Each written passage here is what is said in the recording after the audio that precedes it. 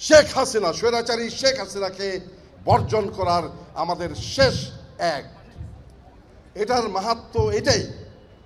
এটা বলছি এ কারণে যে আজ আবার পুনরায় আমরা এখানে জমায়েত হয়েছি, সমাবেশ হয়েছি জনগণের সাথে একাত্মতা ঘোষণা করার জন্য এবং ভারতের বিরুদ্ধে, ভারতের আধিপত্যের বিরুদ্ধে আমাদের সংগ্রাম জারি রাখার জন্য।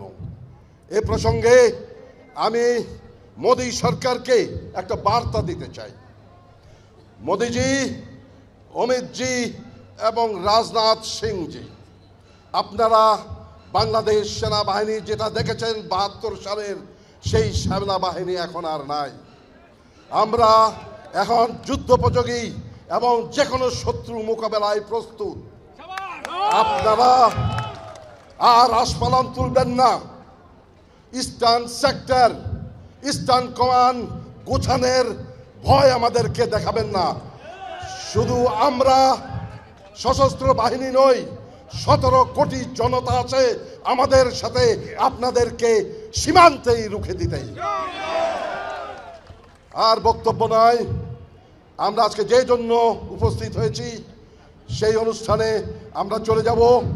আমি একজন মুক্তিযোদ্ধা হিসাবে আমি আপনাদের সবাইকেই এবং একজন সামরিক অফিসার হিসেবে আমি আপনাদের সবাইকে আজকের এই অনুষ্ঠানে উপস্থিত হয়ে আমাদের এবং জনগণের সাথে একাত্মতা হওয়ার জন্য অন্তরের অন্তঃস্থল থেকে কৃতজ্ঞতা জানাচ্ছি।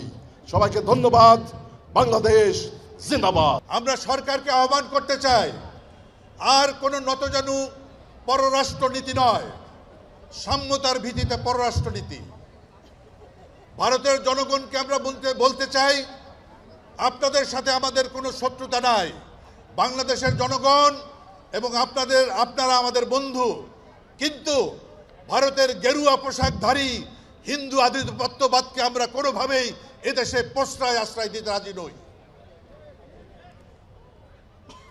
সাংবাদিক ভাইদেরকে আমি বলছি, অনুরোধ করছি, আপনারা আপনাদের পিছনের যে সাংবাদিকতা করেছিলেন সেগুলো ভুলে যান।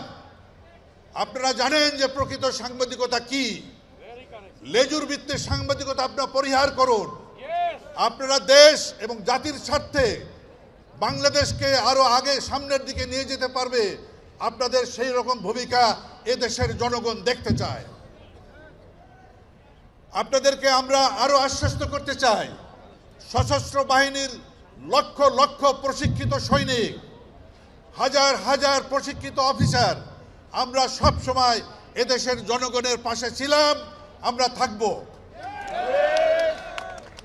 আমরা যে কোনো প্রয়োজনে দেশের জন্য আমরা আমাদের জীবন বিলিয়ে দিতে প্রস্তুত।